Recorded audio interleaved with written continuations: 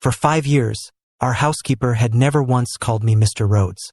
Even when I corrected her, even commanded her, she refused to change. That all changed the day I went to get a replacement marriage certificate. The clerk looked over my documents, then gave me a puzzled look. "Sir, there's an issue with your certificate. The official seal is a forgery." The clerk's casual words left me completely stunned. "How is that possible? Please, could you check again?" The clerk typed our social security numbers into the system again. The screen read, "Chloe Rhodes is married, but you, sir, are single." My voice trembled as I asked who Chloe's legal husband was.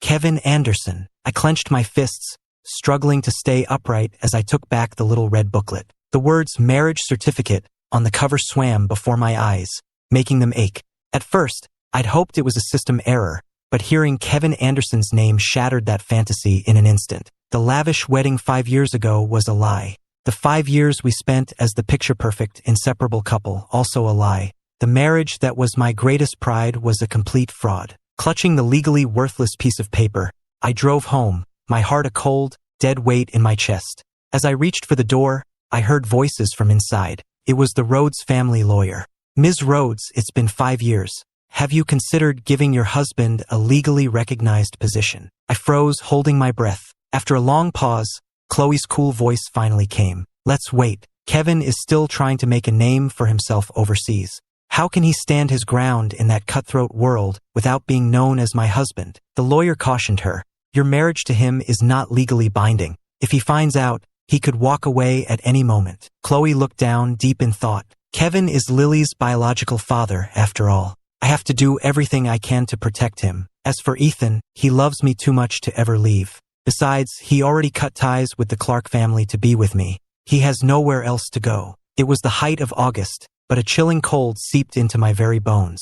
So my decision to defy my parents, to throw away my family to marry her, had all been part of her plan. All the little things that never quite added up suddenly made perfect sense. Why Rhodes Corporation, a company that never touched philanthropy, suddenly started a foundation. Why Chloe, who always complained about noisy children, was so incredibly fond of Lily, an orphan from the local children's home. No wonder she'd been dropping hints about wanting to adopt Lily. Lily was her and Kevin's daughter. I looked up at the blinding sun, and the world spun. My legs gave out, and my knee slammed into the edge of a stone step. Hearing the thud, Chloe rushed out of the house and helped me to my feet, guiding me inside. She settled me onto the sofa, her touch as delicate as if she were handling a priceless crystal. "Ethan, are you feeling all right?" I tilted my head, staring into her eyes, trying to see past the love she projected, searching for a hint of truth. But I couldn't. When I didn't answer, a flicker of panic crossed her face. "Ethan, did you hear something?" I shook my head. "I think it's the heat. I feel dizzy and sick." She visibly relaxed, then stood and turned on my driver. "How could you let this happen? Go to accounting, get your final paycheck, and get out." I held up a hand to stop her. It was a beautiful day. I wanted to walk. "It's not his fault." She knelt, gently blowing on the scrapes on my knee. "Ethan," she murmured, "you're just too kind, too soft-hearted." And that was why, for 5 years, I had been completely in the dark, living in a fantasy she had created for me.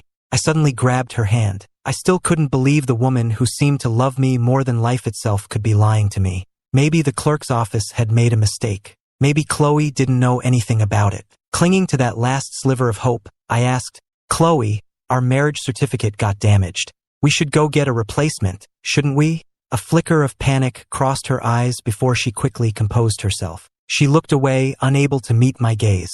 "Let's have the lawyers handle it. You just focus on getting better." I closed my eyes, despair washing over me. That night, I was tormented by nightmares. In my dreams, my parents' angry words twisted together with Chloe's whispers of love. "If you marry that woman, you are no longer welcome in this house.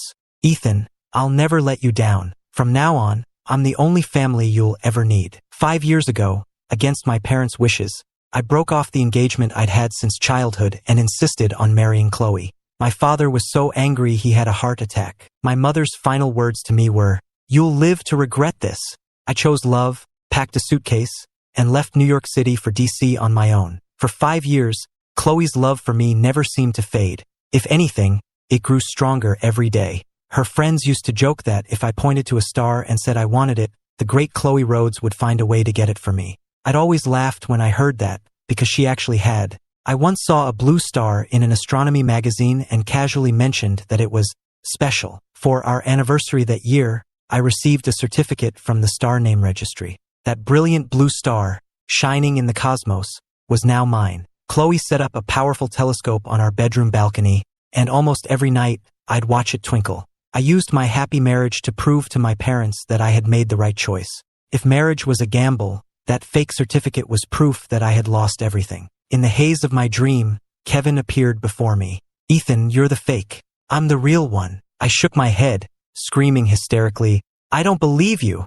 Suddenly, Chloe was there, standing behind him, her eyes cold as she looked at me. I reached for her like a drowning man. "Chloe, tell him I'm your husband." But she ignored me, took Kevin's hand, and walked away. "Chloe!" I shouted her name and jolted awake. "I'm here, Ethan." "Was it a nightmare?" Chloe asked, her voice full of concern as she gently rubbed my back. My eyes burned with unshed tears.